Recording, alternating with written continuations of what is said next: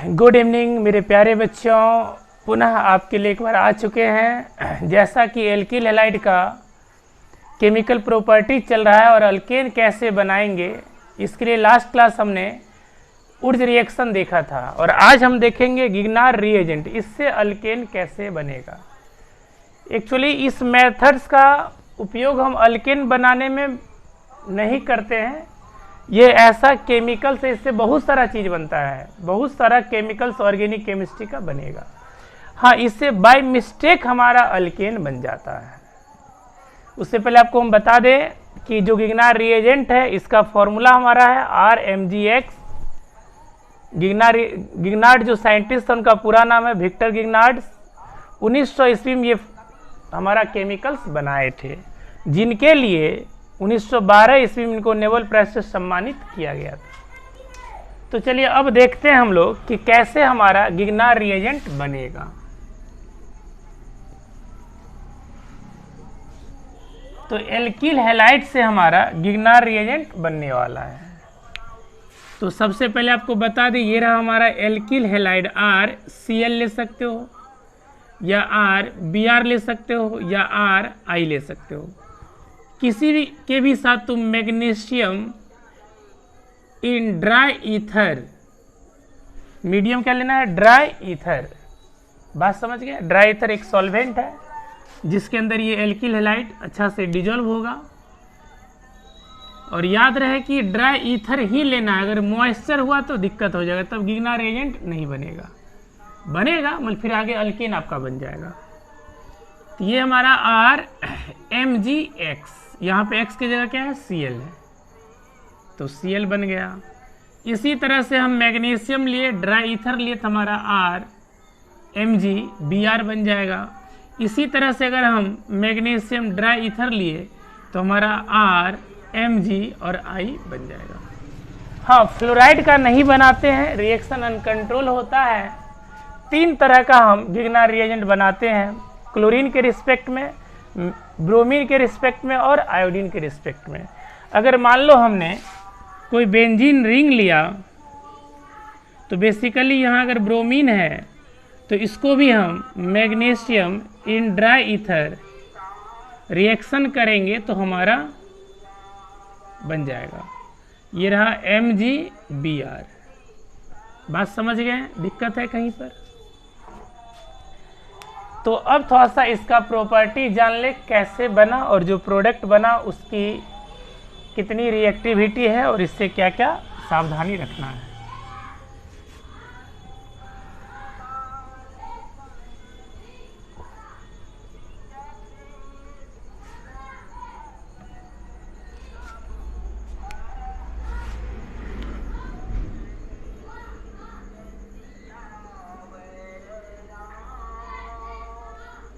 जो हमारा alkyl halide है, इनका रिएक्शन मैग्नीशियम से ड्राई ईथर की प्रेजेंस में किया तो RMgX ये हमारा गिगनार्ड रिएजेंट है। ये इतना हाईली रिएक्टिव है कि अगर इसके संपर्क में पानी आ जाए, अल्कोहल आ जाए, अमोनिया आ जाए, कहीं से भी, यहाँ तक कि एसिटिलीन आ जाए, कहीं से भी ये हाइड्रोजन को ले लेगा और अल्केन बना लेगा। बेसिकली तो ये सॉलिड होता है, लेकिन अभी जो हमारा कंडीशन है ड्राई ईथर में हमारा क्या है, सॉल्यूशन, मतलब सॉल्यूशन फॉर्मेट में, लिक्विड फॉर्म में रहता है। बात समझ गए सब कोई?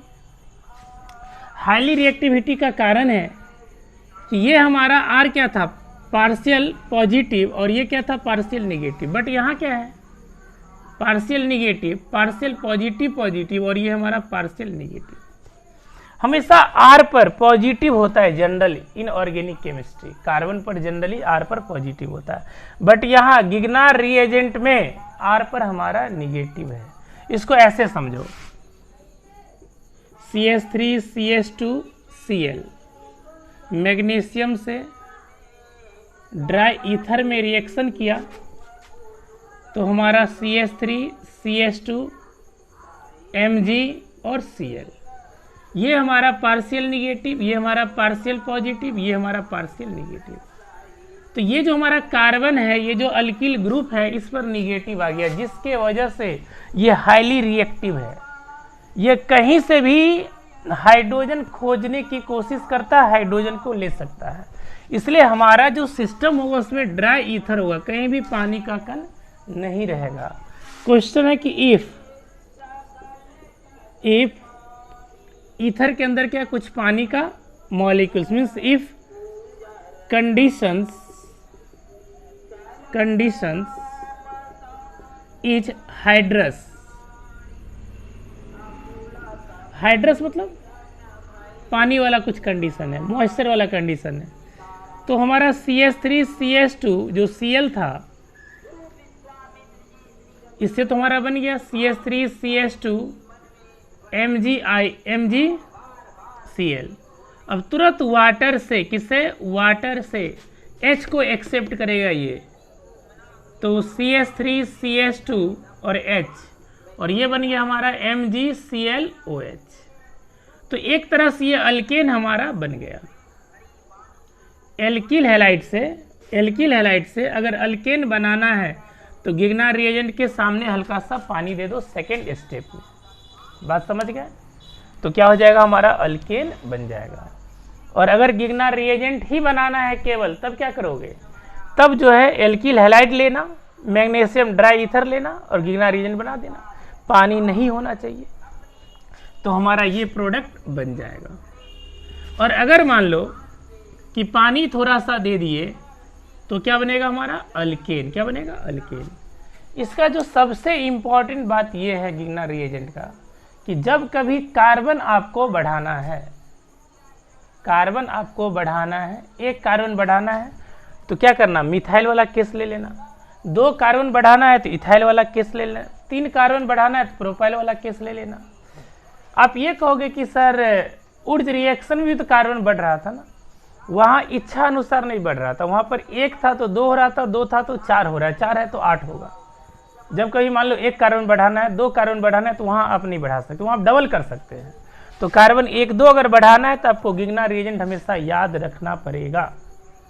जब ये ऑर्गेनिक केमिस्ट्री में कार्बन अगर बढ़ाने की बात आती है तो एक साइनाइड से बढ़ता है, CN से, और एक हमारा गिग्नार रिएजेंट से बढ़ता है। तो ये बात आप लोग समझ गए। दिक्कत है कहीं पर, ये टॉपिक उतना बड़ा नहीं है, छोटा ही था, बस 1-2 बात और ध्यान रखना होगा आपको।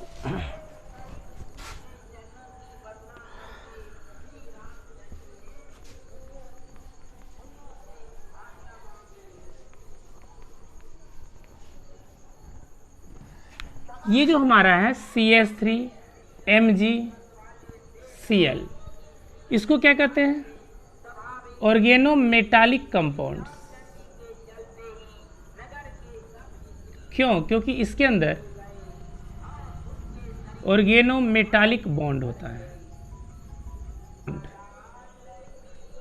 तो इसलिए इसको क्या कहते हैं, ऑर्गेनोमेटालिक कंपाउंड भी कहते हैं।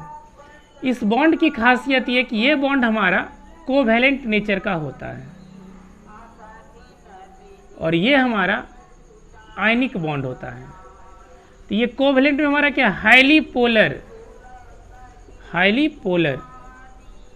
मतलब ये कि बहुत ज़्यादा प्लस माइनस, आयोनाइज मतलब ये इधर प्लस और ये माइनस, और ये हमारा माइनस। बात समझे? तो इतना ज़्यादा ये पोलराइज है कि तुरंत रिएक्शन में पार्टिसिपेट करता है, ये बॉन्ड आसानी से टूट जाता है। बात समझ गए सभी बच्चे? दिक्कत है कहीं पर? तो सबसे पहले आपने समझा गिग्नार रिएजेंट क्या है, RMgX को गिग्नार रिएजेंट कहते हैं। इस X की जगह क्या क्या हो सकता है भाई, X की जगह हमारा Cl, Br और I हो सकता है। बात समझ गए? और R की जगह 1 कार्बन, 2 कार्बन, 3 कार्बन, जितना लेना है ले सकते हो। ये ऐसा रिएजेंट है ऑर्गेनिक केमिस्ट्री में जो प्राय हर चैप्टर में आपको मिलेगा, और बहुत मतलब इंपॉर्टेंट रिएजेंट के अंदर आता है, और हाईली रिएक्टिव होता है। ठीक है, जहाँ भी हम इसका यूज करते हैं, अगर सेकेंड स्टेप में इसका यूज किए तो ये पार्ट्स हमारा साइड हो जाता है। और सब बात तो समझ गए आप लोग। ये टॉपिक बहुत छोटा ही टॉपिक था, बात समझ गए। अब इसके बाद हम लोग एलिमिनेशन रिएक्शन पढ़ेंगे, second chemical properties, alkyl halide का। ठीक है, फिर मिलते हैं नए लेक्चर में।